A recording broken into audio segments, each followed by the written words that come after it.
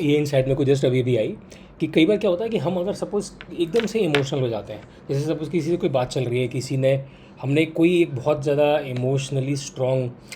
किसी से बात सुन ली, नेगेटिव बात सुन ली और हम एकदम से इमोशनल हो गए, या हमने एक ऐसी सिचुएशन, किसी ने इनजस्टिस कर दिया हमारे साथ,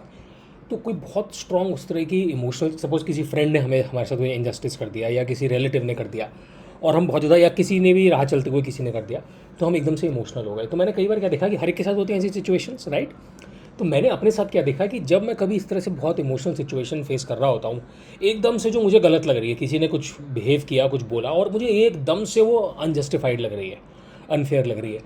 तो मैंने देखा है कि वो आर्टिकुलेशन सफ़र कर जाता है। इमोशंस एक सैलाब आ जाता है इमोशंस का, और आप उसमें या तो बहुत ज़्यादा गुस्सा हो जाते हो या बहुत ज़्यादा सैड हो जाते हो, जो भी आपका इमोशन हो, एंगर, सैडनेस, फ्रस्ट्रेशन, जो भी आपका इमोशन हो,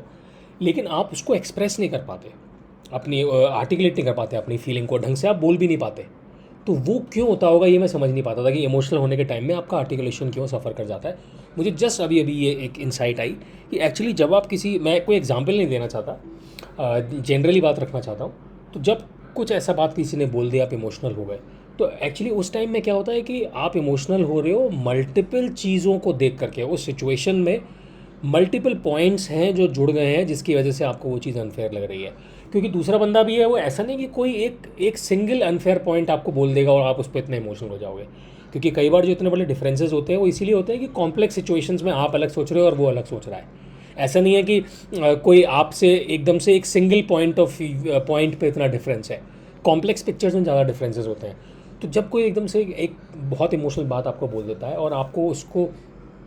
मल्टीपल थॉट्स हैं जिसकी वजह से आपको वो बात गलत लग रही है, तो जब वो मल्टीपल थॉट्स आ जाती हैं और इमोशंस इतने ज़्यादा हो जाते हैं, तो फिर आप ये हर एक जो थॉट का जो स्ट्रैंड है वो अपने आप में बहुत पावरफुल है।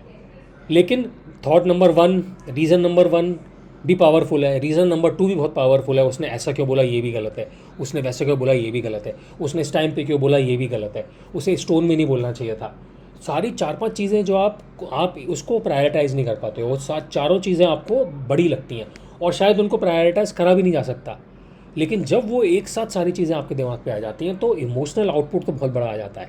लेकिन फिर आप उसको डाइसेक्ट करके एक एक करके उस बंदे को नहीं समझा सकते, क्योंकि वो चारों चीज़ों का इक्वल वेटेज है, या फिर अगर इक्वल वेटेज ना भी हो तो उन चारों चीज़ों को डाइसेक्ट करना मुश्किल है। वो चारों बहुत पावरफुल फोर्सेज है जो आपके ऊपर लग रही है,